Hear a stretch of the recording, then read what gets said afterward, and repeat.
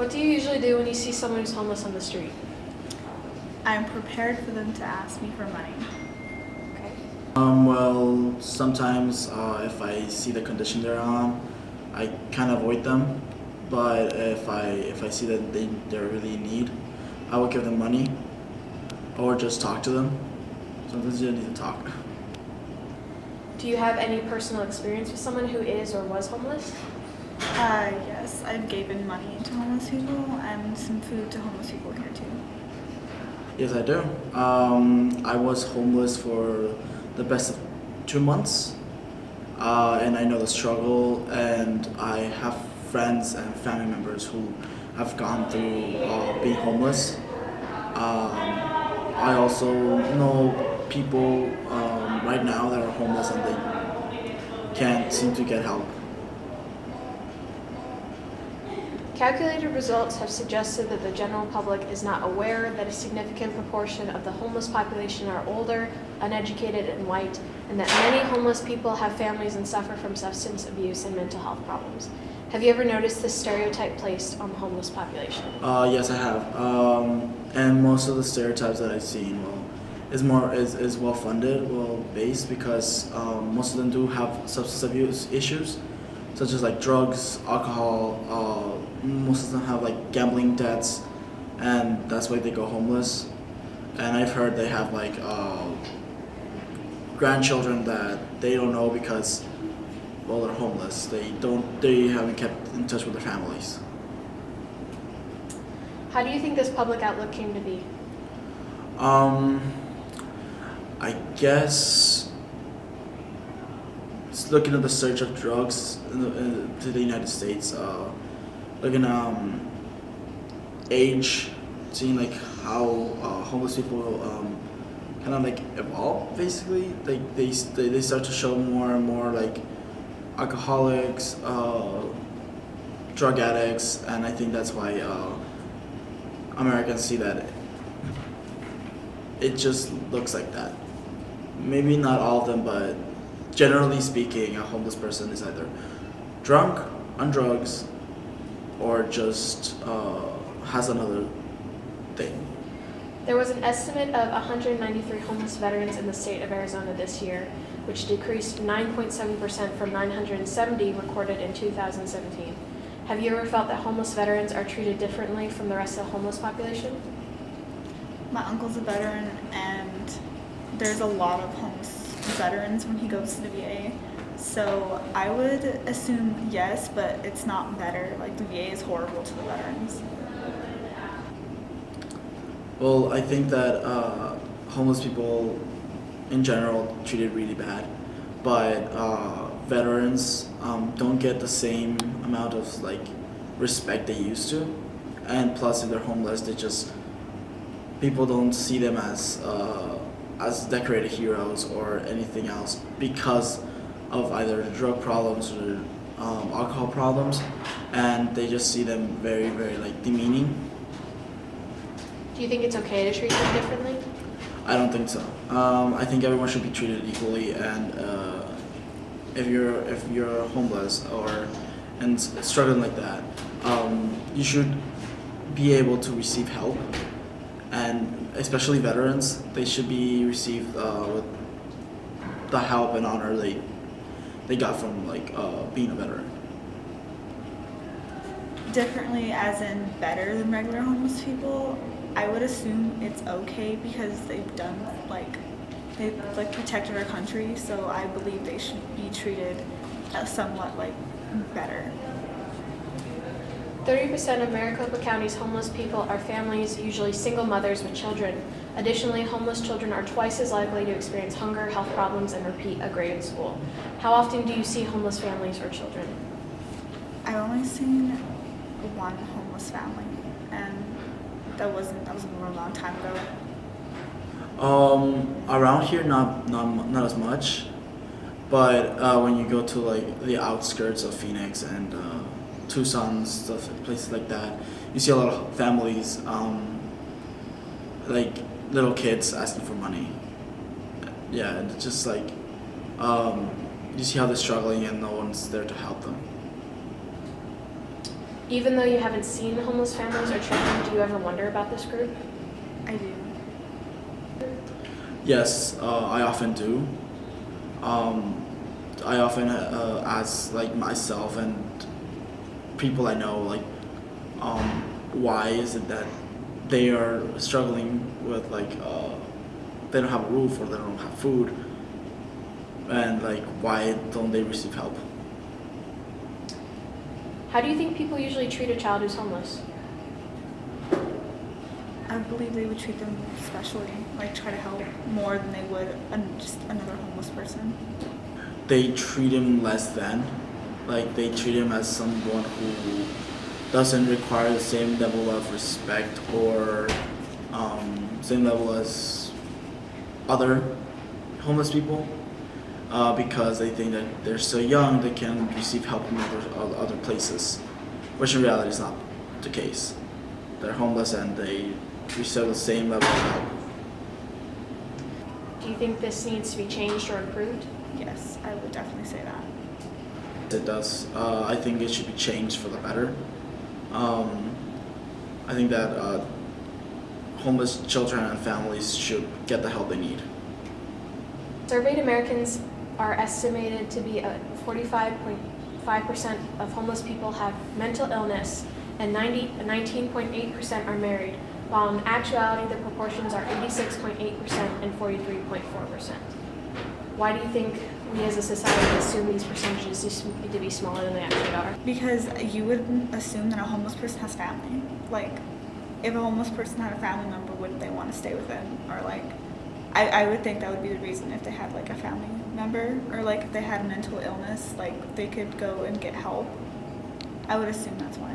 I think society thinks that if they don't have a family, that's why they're homeless. That if they had a family, they would have a support group. They will be able to rely on them.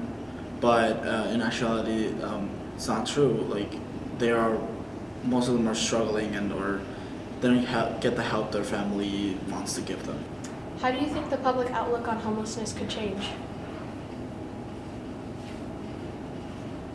I would say more shelters, but that's helping, not outlook. You're asking about outlook. Yes.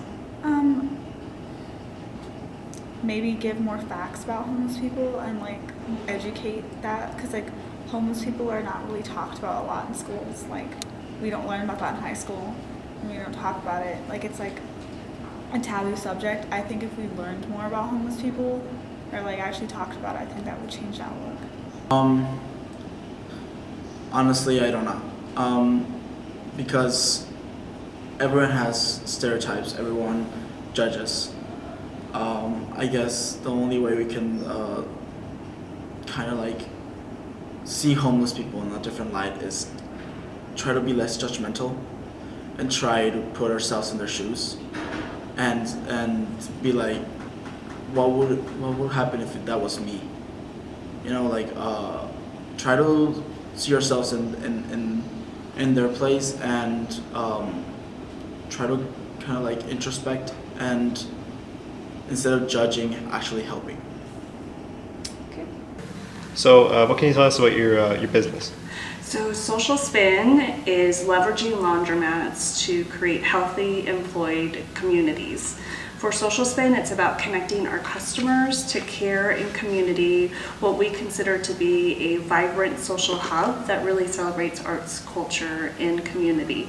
So what that means specifically is we invite nonprofit partners into our laundromats to provide care right there in that space, because we know our typical customer comes every week to our laundromat and they spend about 2 hours there. We're able to connect them to our partners to provide services such as job seeking services, HIV/AIDS testing, voter registration, healthy information about food and healthcare and other related resources. We also have a job training program that specifically focuses on providing tactical job training skills for adults with disabilities, as well as youth transitioning out of both foster care and prison. About how many people a week does Social Spin meet? Weekly, I'm not sure, but Through our 2 laundromats, we have the opportunity to touch 13,000 people a year. And that's a significant number. We have the ability to greet them with a smile, give them joy and hope and access to the care that they're looking for. Okay. How can one gain access to your service? So you can gain access to our services by coming to our laundromat. We're open 7 days a week from 6 a.m. to 9 p.m. It's best to follow us on social media for all of our events. They include things like pizza parties and ice cream socials. We have a DJ who spins music for us once a month. So just come in, do your laundry, and connect with your community and your neighbors. With your past in social work and with working in with the homeless community and helping to sort of bring like these communities together of like homeless people and people who want to help. What do you think about some of the stereotypes and sort of the stigma that surrounds homelessness? So it's difficult for me to understand some of the stigma and stereotypes that others have around people experiencing homelessness. We know that there are a number of factors that impact a person's unfortunate situation of living on the streets or couch surfing. I think it's often misunderstood, the reasons why.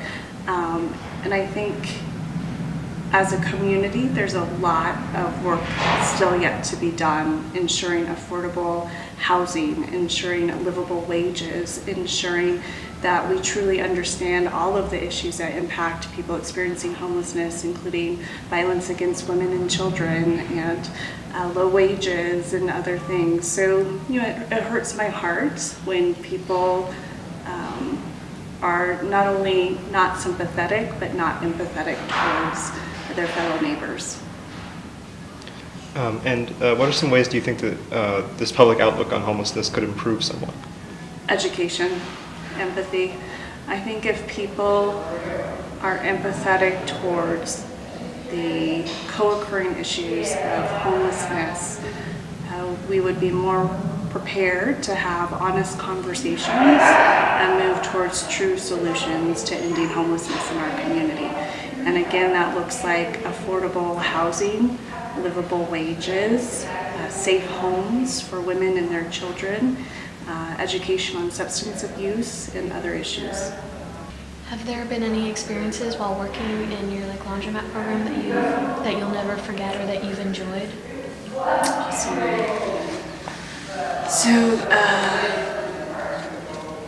We often share what's overheard at Social Spin on social media, and there are things like a customer telling us, a regular customer who would come in every Wednesday for free laundry, letting us know that he won't be there anymore. And when we asked why, it's because he got a new job, which was amazing. There's customers who intentionally leave quarters behind for one another. Our customers have asked us to install a cleaning station so that they could clean up after themselves. There was an 8-year-old girl who wanted to take a book home. We have a sharing environment at Social Spin. Books and games could be taken home. And she asked me if she could take one of the books home, and I said yes, and explained the sharing environment to her and let her know if she had a book at home that she wanted to bring in because she was done reading it, she's welcome to. And she told me it was the only book that she'd have at home. So we know that our little library at Social Spin is a vital resource. We see people really learning that their voice matters. So when they write an idea on our chalkboard around the community programming that they want brought into their laundromat and see it executed, they instantly recognize that they have a voice that's important and a voice that's heard. And I think that's something that's very important to them and important to us. It's a customer-driven environment. It's their space.